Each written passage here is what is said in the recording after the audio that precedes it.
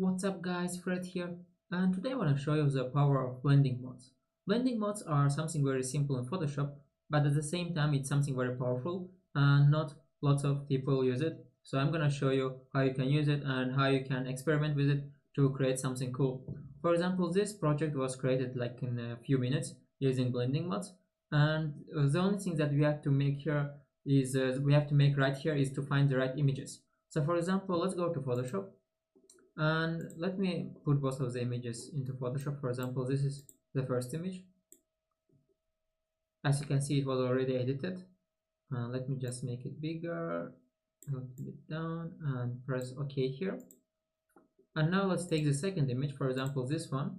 This is the flowers image, and now let's make it bigger as well, like this. So now all we need to do is to choose the proper blending mode. For example, we can go here and you can see that when I choose darken, multiply, color burn, and so on, you can see that it starts changing, and we have to find the perfect one. For example, let's see, I don't remember exactly which one I chose there, but it should be somewhere here. This one, divide. So yeah, as you can see, it took us like it wasn't even a minute, it took us a few seconds to create this, and it was pretty easy.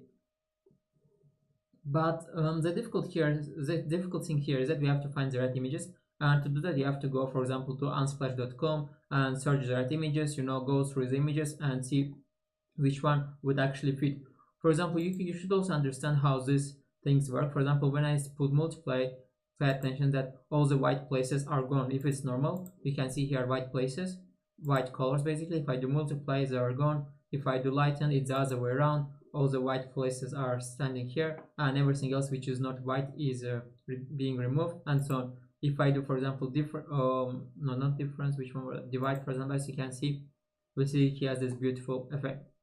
Another option I also wanted to show, another project that I created using this option basically is this project here.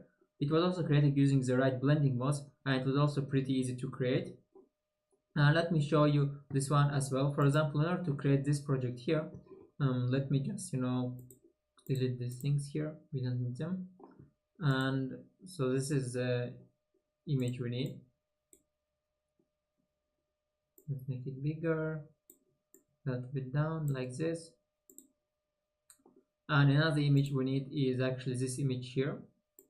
Let me just bring it to Photoshop. Yeah, this one. Okay, so now what we should do, actually, first of all, we need to make them colorful. And in order to do that, I'm going to show you techniques that I was using in one of my previous tutorials. If you didn't see it, just follow what I'm doing here right now. Just go to filters, other, and here's HSB HSL. For example, here if you choose different parameters, it will automatically make black and white image into something colorful. For example, I can choose HSP and RGB. You don't have to remember these things, you can just play around and see what colors you get, because every time it's different colors. Let's just press OK. As you can see, now it's different colors. Again, for example, now I can press twice here on this HSB HSL and choose the different parameters, and it will get a different colors, as you can see. Yeah, but let us choose this one, and let's turn this off, and let's go to this image and do the same filter, other, and HSP HSL, and again this time I'm gonna choose HSL and RGB. I know that because I did already create this project and I remember the parameters I used to have, and you can play with them to find the ones that fits your image the best. Let's press OK. As you can see, it's different color now. And now let me turn this on, and now for example I can go again through these different parameters and see it. Yeah, you see this one, lighten. This is exactly the one that I used to create this image here. As you can see, it looks pretty cool, and it took us like only again few seconds, and we just had to find the perfect blending option. So this one also looks cool, and yeah, lighten is probably the best option here.